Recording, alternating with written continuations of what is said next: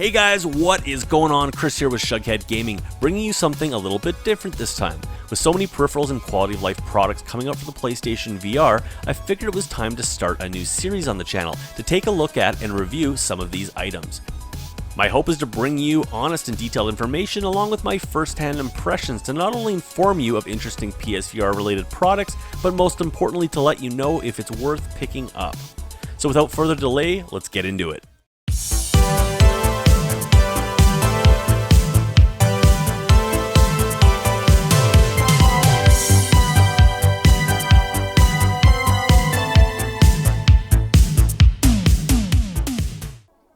Today we are taking a look at the Defender Aim Stock developed and sold by a small company called PSVR Accessories. I had been looking for an aim stock solution and had seen some pretty decent DIY attempts, but was leaning more towards a 3D printed alternative for aesthetic and durability reasons. This product came to my attention back in its beta testing stages when perusing the PSVR owner's Facebook page. The Defender Aim Stock is now on version 3 and available to purchase, so let's take a look and see if it holds up to expectations.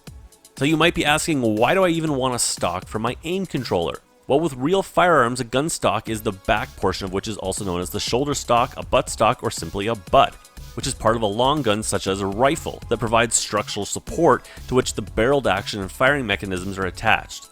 The stock also provides a means for the shooter to firmly brace the gun and easily aim with stability by being held against the user's shoulder when shooting the gun. This helps to counter muzzle rise by transmitting a recoil straight into the shooter's body. When looking at a stock's usefulness in conjunction with the aim controller, many of the benefits are the same, as it allows for improved balance, faster target acquisition, and better long-range stability in first-person shooter games. And let's be honest, it also just looks and feels really cool.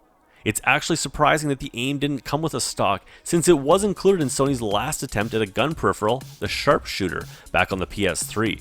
Maybe it was a reaction to the current gun culture, as they didn't want the aim to look too much like a gun, or maybe it was simply to keep the aim more versatile for shooting with a single hand gun. The first aspect that originally drew me to the Defender stock was its visual appeal, with colors that are a close match to the PlayStation Gray and a clean ergonomic design in keeping with the aim's original style. While not an exact color match, it is pretty close, and it looks good when mounted to the aim.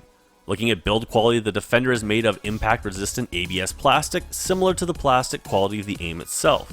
The stock is light, weighing in at just over half a pound, so it doesn't feel too bulky.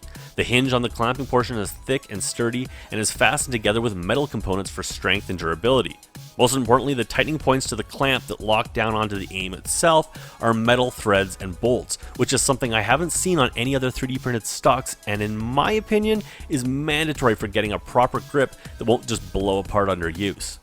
Speaking of 3D printed, yes, you can tell it was 3D printed, as I can see the print lines. However, the pieces are clean and mostly free of imperfections. Another little detail that I liked is inside the clamp part you can see that PSVR Accessories have fitted the inside with rubber inserts. This gives the stock a better grip when clamping down and also prevents any slippage or damage to the aim itself if and when you ever want to take it off. When looking at the functionality of the stock and actually putting it to use, it worked great. A little tweaking will be required to find the proper distance of the clamping point for the specific game, and of course your preference and arm length. But fortunately this is as easy as loosening the clamp, adjusting, and then retightening. Of important note when setting up the stock, you will most likely be inclined to set up the clamp straight up and down so that the stock is in line with the aim controller. However, in games like Firewall Zero Hour, when looking down the sights, the stock hits the headset, making it impossible to line up your eye properly. For this reason, I recommend offsetting the clamp like so.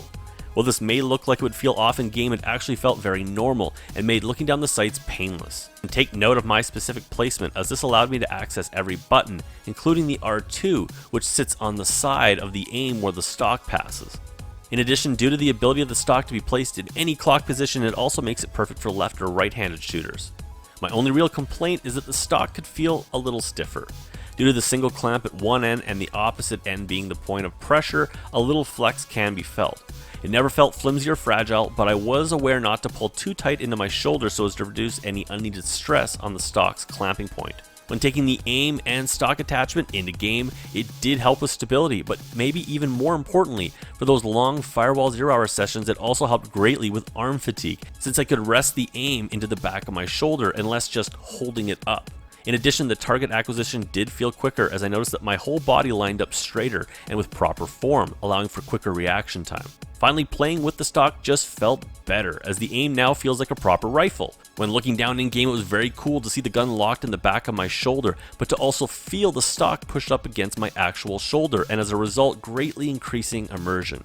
And that brings us to my final review. At $39.95 US plus shipping, the Defender Aim Stock isn't a cheap peripheral, but it doesn't feel cheap either. If you want a stock for your aim controller to help your game or simply just for immersion, this is easily the best option that I have seen.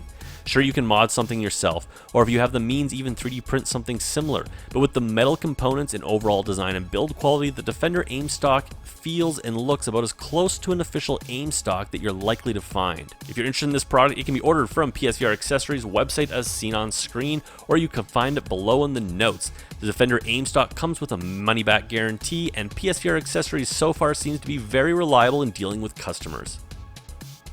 Anyways guys, that's it for me. Let me know in the comments what you thought of this new series of videos and what changes you would like to see in future product reviews. As always, if you like this video, please hit that like button, and if you'd like to see more PSVR content from me, please consider subscribing, and for video updates, hit that bell icon. I will catch you guys on my next video.